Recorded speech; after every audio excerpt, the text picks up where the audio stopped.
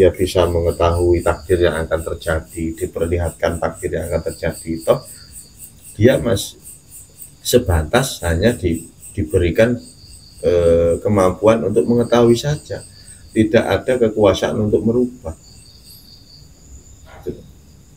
Makanya harus naik lagi ke ahad itu, wayang yang dikasih.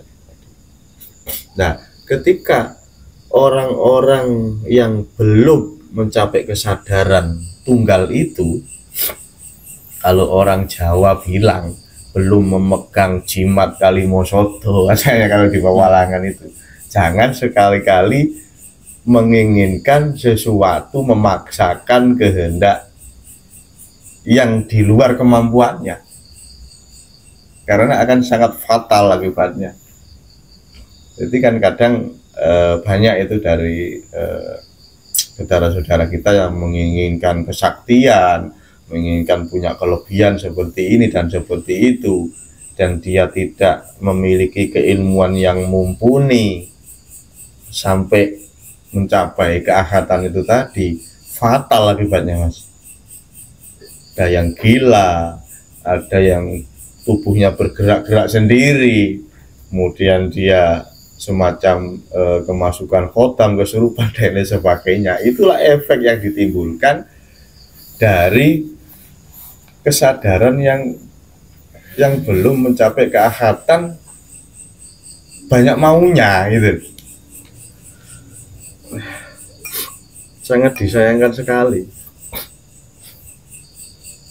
Dan itu banyak kejadian-kejadian pada saudara-saudara kita yang enggak perlu saya jelaskan. Hanya akan suatu ketika itu ada salah satu jamaah yang datang sama saya itu, dia melakukan wirid sudah bertahun-tahun dan dia tidak memegang kesadaran itu, kesadaran bahwasannya semua ini adalah Allah yang menghendaki. Jadi kan masih dia yang bisa wirid, dia yang bisa melakukan hal seperti ini dia. Jadi Allahnya tidak ada, kesadaran Tuhan itu tidak ada. Lah inilah pentingnya kesadaran. Jika orang itu tidak memiliki kesadaran terus melakukan, mengamalkan ilmu-ilmu yang seperti itu, seperti wirid dan lain sebagainya, akibatnya fatal, Mas. Dilihatkan seperti ini, dia sudah meyakini bahwasanya apa yang dilihat itu benar. Dia tidak bisa mengembalikan semuanya bahwasanya itu adalah semuanya Allah yang menghendaki seperti itu. Jadi dia mengakui ketika dia sudah bisa mencapai katakanlah kesaktian lah, dia akui saya lah yang sakti, saya bisa seperti inilah. Itu yang kesalahan yang fatal. Dan ujung-ujungnya dia akan menemukan kebuntuan dan kehancuran. Tidak hanya fatal bagi dirinya ya, Gus, iya, tapi juga bisa juga fatal bagi orang lain ya, iya. keluarganya juga. Kalau nanti dari seorang ayah yang seperti itu kan akhirnya jadi stres, jadi pemikirannya lain, tidak ingat lagi sama istrinya, tidak peduli sama anaknya, kan merugikan banyak faktor. Kasihan. Makanya kan sudah saya bahas itu kan di salah satu video yang sudah saya upload di YouTube dulu. Waktu itu saya jelaskan bahayanya wirid. Kenapa saya berani menjelaskan seperti itu? Karena saya sudah menjalani, Mas. Dan bahaya-bahaya apa saja yang sudah saya jalani banyak sekali. Seandainya saya tidak diberi sakit dulu itu sama Allah, tidak akan sadar, mungkin saya tidak bisa keluar dari kasaf itu. Diberikan sakit 1 tahun tidak bisa bangun saya. Akhirnya saya dari situ sadar bahasanya yang selama ini saya lakukan ini salah. Nah, akhirnya saya ingin memperbaiki ke depannya yang lebih baik lagi. Saya akan berjalan lurus sama Allah. Nah, akhirnya saya diberi kesembuhan oleh Allah sampai saat ini. Makanya saya tidak mau berhenti untuk menyampaikan ilmu yang sudah saya jalani, harusnya seperti apa kita menjalani kehidupan ini, saya sampaikan. Toh umat itu mau merespon atau tidak, itu ya kita kembalikan kepada Allah. Saya sering mengingatkan saudara-saudara kita yang masih di kasab, sering saya ingatkan untuk naik lagi ke hakikat makrifat. Tapi selama ini enggak pernah berhasil, Mas. Saya mengingatkan teman-teman yang ada di kasab.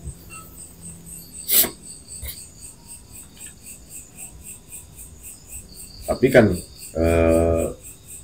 sebagai saudara, sebagai sesama makhluk lah, kita yang penting sudah menyampaikan lah, mengingatkan lah sesuai dengan pengalaman yang kita alami, agar mereka tidak mengalami hal yang sama dengan kita gitu loh.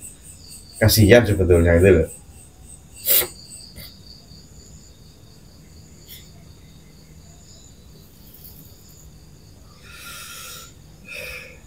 Ada yang sampai kesurupan itu kan diakibatkan dari totam wiridnya sendiri itu. Makanya kan yang dimaksud kadang guru-guru kita, ulama-ulama kita dikasih amalan itu sebetulnya bukan hanya dibaca, mengamalkan itu, dilakukan, dipraktekkan, kita pahami isinya itu apa, kemudian kita manifestasikan dalam kehidupan sehari-hari.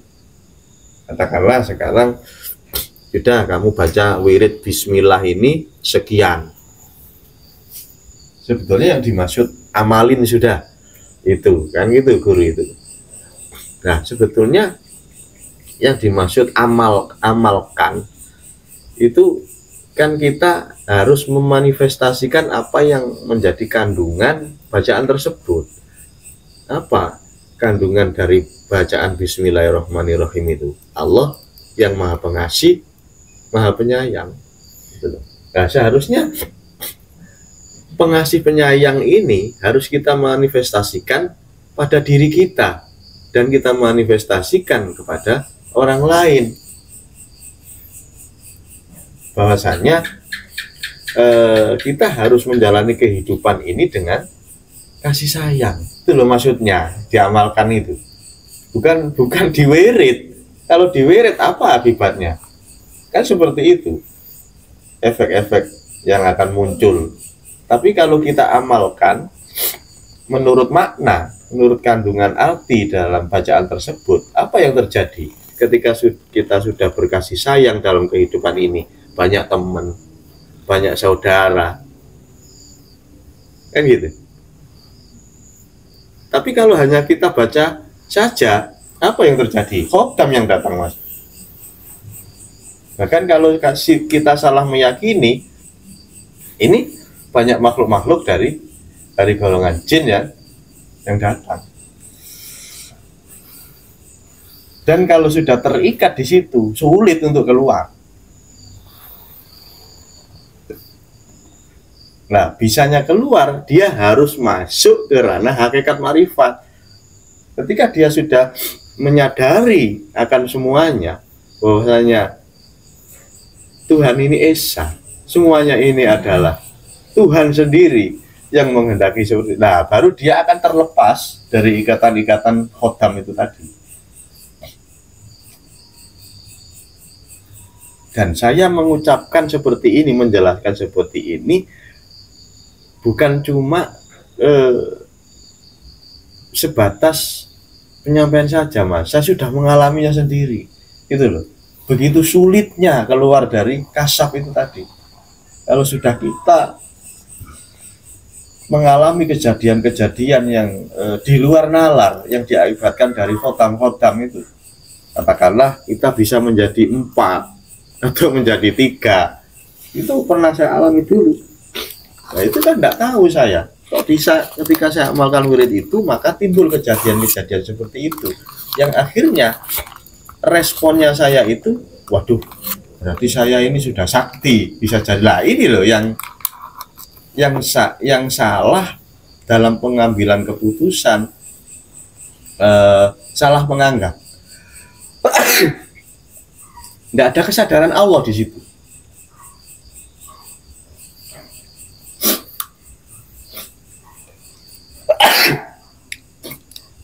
Toh kalau kita itu sudah bisa menjadi 10, terus mau apa kita, Mas? Mau apa? Itu loh.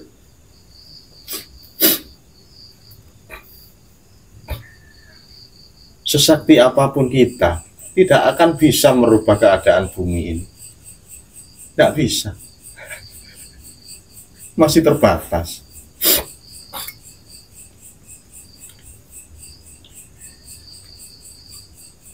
Ujung-ujungnya kita tidak bisa kembali fitrah kepada Tuhan, itu loh. Kan kasihannya di situ. Tapi ketika sudah kita sampaikan ya kita kembalikan lagi, setiap respon dari masing-masing individu kesadarannya kan tidak sama. Jadi tetap kita hargailah saudara-saudara kita yang dari sisi mereka dia memahami apa yang sudah saya sampaikan itu kayaknya kurang patut, ya tidak masalah. Yang penting saya hanya berbagi saja apa yang sudah saya alami seperti itu, dan saya rasa itu semuanya tidak nyaman dan tidak membuahkan sebuah ketenangan. Dan kenapa saya tekankan itu, saya informasikan seperti itu kepada saudara-saudara kita, supaya saudara-saudara kita yang lain tidak akhirnya nanti tidak mengalami kebuntuan dan kehancuran. Sulit sekali, Mas, kalau mau membenahi hal-hal yang sudah berlarut seperti itu. Kadang tubuhnya bergerak-gerak sendiri, dia tidak bisa mengontrol dirinya sendiri, dia sudah dikontrol dengan khotam. Sulit untuk membenahi hal-hal seperti itu, Mas.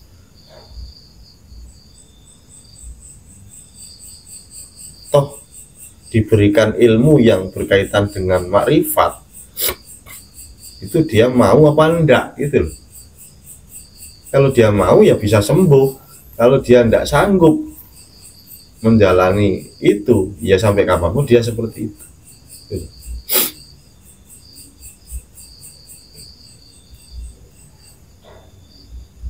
Makanya kan meminta itu resiko, Mas, banyak resikonya. Kita jalanin aja lah kehidupan ini seperti air mengalir. Betulnya kan kalau kita mempelajari konsep yang benar, hasilnya tidak akan seperti itu kok. Makanya kan sudah ada ayatnya itu, barang siapa yang bersungguh-sungguh berjalan menuju ridho Allah, maka Allah akan menunjukkan jalan untuk mencapai keridhoannya Allah itu tadi.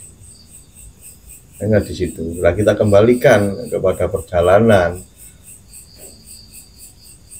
Seandainya tujuan kita memang betul-betul ke sana, kok hasilnya kok malah seperti itu kan tidak masuk logis ya, tidak masuk logika, Mas, kayaknya, Mas. Tidak. Berarti dari perjalanan itu tidak mengambil dasar dari ayat tersebut, tidak bersungguh-sungguh lah, Mas.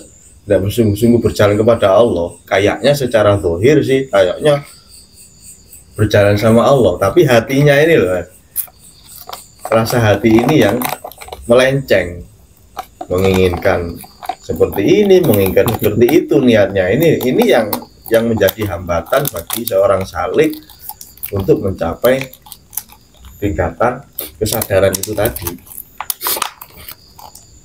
Dan ketika saya menyampaikan hal seperti ini, banyak yang menolak, dan akhirnya yang terjadi ya itu tadi, dia menemui kebuntuan dan kehancuran.